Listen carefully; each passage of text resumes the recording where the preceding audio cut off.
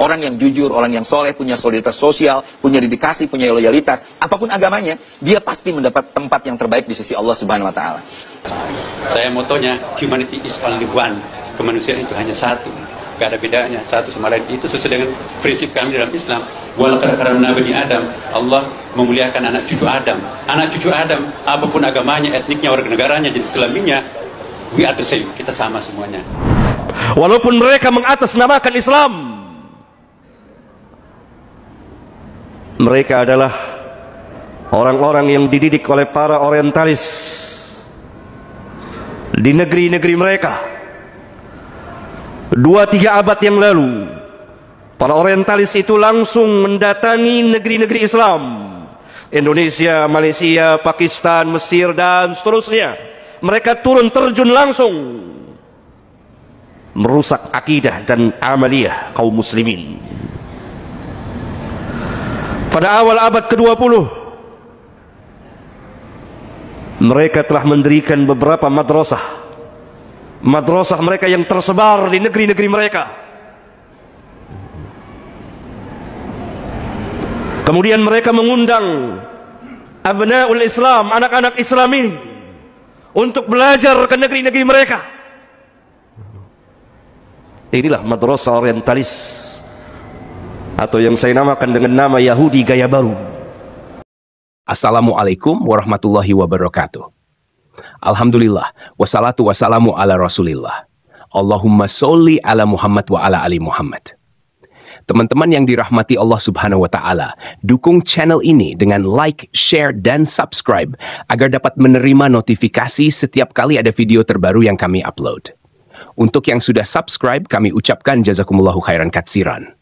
Teman-teman yang dirahmati Allah Subhanahu wa Ta'ala, kali ini kita akan kembali membahas mengenai Imam Besar Masjid Istiqlal yang menyatakan bahwa semua manusia, apapun agamanya, sukunya, atau warna kulitnya, sama di hadapan Allah Subhanahu wa Ta'ala.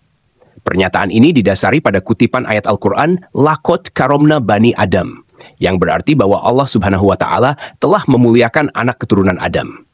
Namun, pemahaman terhadap ayat tersebut seringkali ditafsirkan secara bebas. Dan ternyata, Imam Besar Masjid Istiqlal ini sangat terindikasi memiliki pandangan liberal, suatu pemahaman yang telah diingatkan bahayanya oleh para ustadz salafi sejak lama. Ada sebuah video dari seorang ustadz senior, yaitu Ustadz Abdul Hakim Amir Abdad, Hafizahullah Ta'ala, yang dalam salah satu khutbahnya menjelaskan mengenai bahaya pemahaman liberal.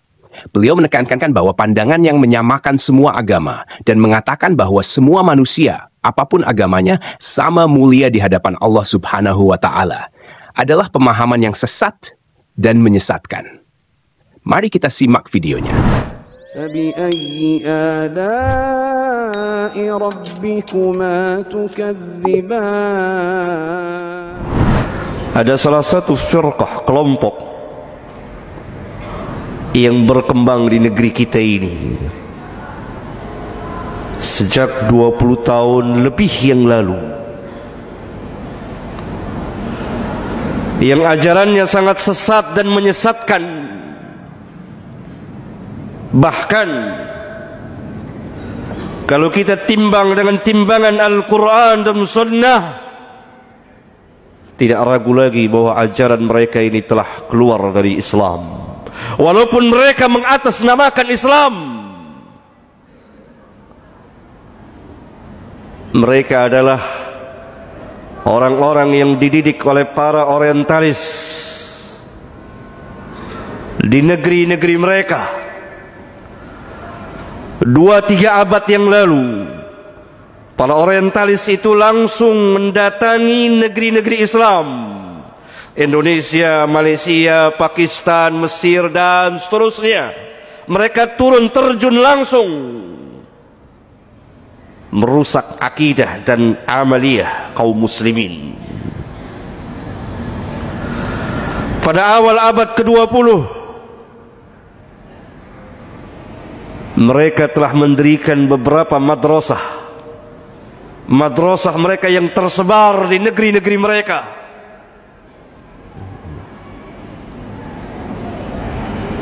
Kemudian mereka mengundang abnaul Islam, anak-anak Islam ini, untuk belajar ke negeri-negeri mereka.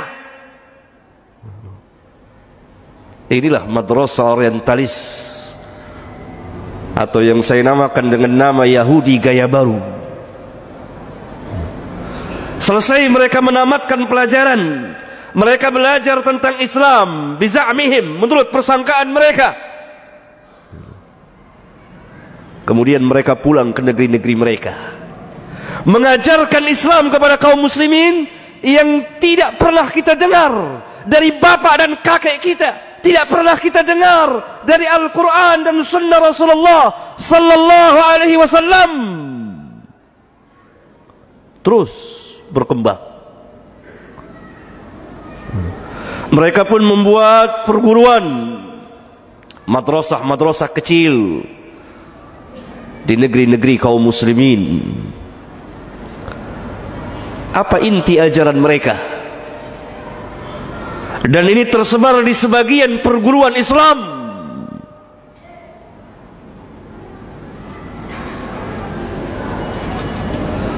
Pertama, mereka mendakwakan kesatuan agama, wahdatul wujud, wahdatul adyan, kesatuan agama. Semua agama adalah sama, tujuannya adalah satu kepadanya. Tidak ada perbedaan antara Islam, Kristen, Yahudi, Konghucu, Buddha, Hindu. Sama semuanya. Semuanya berada dalam kebenaran. Ini ajaran yang sangat berbahaya, merusak dan membatalkan dan menghancurkan akidah seorang muslim, di mana Rabbuna telah tegaskan tadi, inna ad-dina 'inda Allahil Islam. Tidak ada agama yang sah di sisi Allah kecuali Islam. Wa raditu lakumul Islam dina, dan aku redha Islam sebagai agama bagimu. Wa may yabtaghi ghairal Islam dinan fala yuqbal minhu wa huwa fil akhirati minal khasirin. Barang siapa yang mencari selain dari Islam, maka tidak akan diterima agamanya dan dia termasuk orang yang rugi nanti di akhirat. Berkembang ajaran ini sejak kurang lebih 20 tahun yang lalu di negeri ini, dengan sejumlah tokoh-tokohnya. Kemudian sekarang mereka telah mempunyai anak cucu dan mengembangkan lagi ajarannya, wahdatul adyan, kesatuan keagamaan ini. Yang kedua, dari inti ajaran mereka, memasukkan keraguan ke hati kaum muslimin untuk meragukan kebenaran Islam, meragukan kebenaran Al-Quran, meragukan kebenaran Sunnah, meragukan kebenaran dakwah para sahabat ridwanullah alaihim jami'an, mencaci maki para ulama kita dari generasi ke generasi, sampai Al-Imam Asy-Syafi'i pun tidak luput dari caci maki mereka. Padahal Rabbuna telah menegaskan kepada kita, al-haqqu min rabbika fala takunanna minal mumtarin. Yang hak itu dari Rabbmu, maka jangan sekali-kali engkau menjadi orang yang ragu. Kita yakin akan kebenaran Islam, kita yakin akan kebenaran Nabi yang mulia sallallahu alaihi wasallam, kita yakin akan kebenaran Al-Quran dari awal sampai akhir, meskipun kita belum paham sebagiannya atau secara keseluruhannya. Qul sadaqallah, katakan benarlah Allah. Sebagaimana Nabi yang mulia pernah bersabda, ma kharaja minni illa haqqun, tidak keluar dariku melainkan kebenaran, yang adalah kebenaran di atas kebenaran. Mereka memasukkan sedikit demi sedikit keraguan demi keraguan di dalam hati, tasykik di dalam hati seorang mukmin. Padahal kalau kita membaca Al-Quran, di awal-awal Quran, di awal surat Al-Baqarah, Allah berfirman, Alif Lam Mim, dzalikal kitabu la raiba fihi hudan lil muttaqin. Alif Lam Mim, kitab ini la raiba fihi, tidak ada satupun keraguan, tidak dimasuki satupun tuduhan, tidak ada keraguan akan kebenarannya, tidak ada keraguan bahwa Al-Quran adalah kalamullah, tidak ada keraguan bahwa Muhammad sallallahu alaihi wasallam adalah utusan Allah tabaraka wa taala. Yang ketiga, inti dari ajaran mereka, mencampur adukan antara yang hak dan yang batil. Ini adalah asas daripada ajaran Yahudi. Karena itu Allah menegur di kitabnya beberapa kali, ya ahlal kitab, lima talbisul haqqa bil batili wa taqtumul haqqa wa antum ta'lamun. Wahai ahlul kitab, kenapa kamu mencampurkan yang hak dengan yang batil dan kamu sembunyikan kebenaran padahal kamu tahu? Mereka memasukkan ajaran-ajaran dari luar Islam ke dalam Islam. Salah satunya lah yang berkembang pesat di negeri kita adalah Natalan bersama, ikut perayaan hari-hari keagamaan dari agama-agama yang lain dan lain-lain. Mereka memasukkan dalam peribadat, dalam keyakinan, dalam peribadatan, dalam akhlak, dalam muamalah. Lihat cara bermuamalah kita, penuh dengan yang haram. Lihat bank-bank konvensional yang ada ini. Ini adalah bank-bank ribawiyah. Orang pertama yang membuat bank konvensional adalah al-Yahud, orang-orang Yahudi. Yang keempat, inti dari ajaran mereka adalah meninggalkan ketaatan kepada Allah sedikit demi sedikit untuk menuju kepada kemutlakan. Tidak ada taat kepada Allah dan Rasulnya. Oleh karena itu kita lihat seorang mahasiswa di perguruan muslim, dia tarkus salat, meninggalkan salat bukan karena malas, tapi karena keyakinan memang salat tidak wajib. Fa inna lillahi wa inna ilaihi raji'un. Teman-teman yang dirahmati Allah Subhanahu wa Ta'ala, pemahaman seperti disampaikan oleh Imam Besar Masjid Istiqlal yang menyatakan bahwa semua anak Adam, apapun suku, bangsa, atau agamanya, sama dan mulia di hadapan Allah Subhanahu wa Ta'ala, merupakan pandangan yang sangat berbahaya. Orang-orang dengan pemahaman seperti ini di tengah kaum muslimin ibarat duri dalam daging.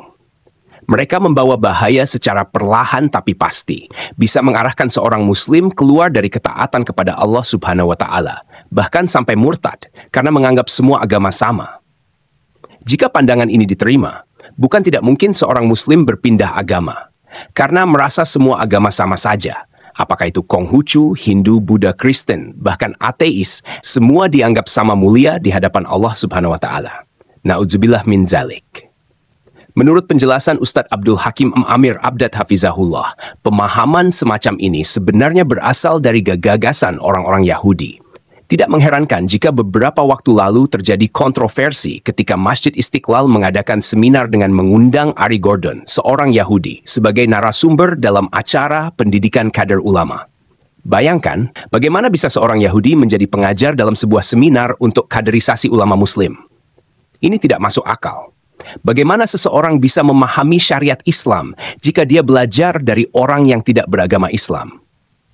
Selain itu, beberapa waktu yang lalu, Paus Fransiskus juga berkunjung ke Masjid Istiqlal dan disambut dengan penuh hormat. Bahkan ada pembacaan Injil di sana. Naudzubillah min zalik. Hal ini mengonfirmasi apa yang telah lama diingatkan oleh Ustadz Abdul Hakim, bahwa pemahaman-pemahaman yang mencampuradukan antara yang hak dan yang batil sudah lama menyebar di Indonesia. Kita juga menyaksikan fenomena di mana sebagian muslim yang seharusnya menjaga persaudaraan sesama muslim justru bersikap keras terhadap sesama muslim, seperti menolak pengajian atau pendirian masjid, tetapi mereka justru bersikap mesra terhadap non-muslim, bahkan ikut merayakan perayaan agama lain. Ini adalah hal yang sangat berbahaya. Mereka terlihat seperti muslim, tetapi memusuhi syariat Islam dan umat Islam sendiri. Sementara dengan non-muslim, mereka bersikap ramah dan penuh kasih. Semoga kita semua dijauhkan dari pemahaman yang menyimpang seperti ini. Dan semoga Allah Subhanahu wa Ta'ala memberikan kita petunjuk. Barakallahu fikum. Wassalamualaikum warahmatullahi wabarakatuh.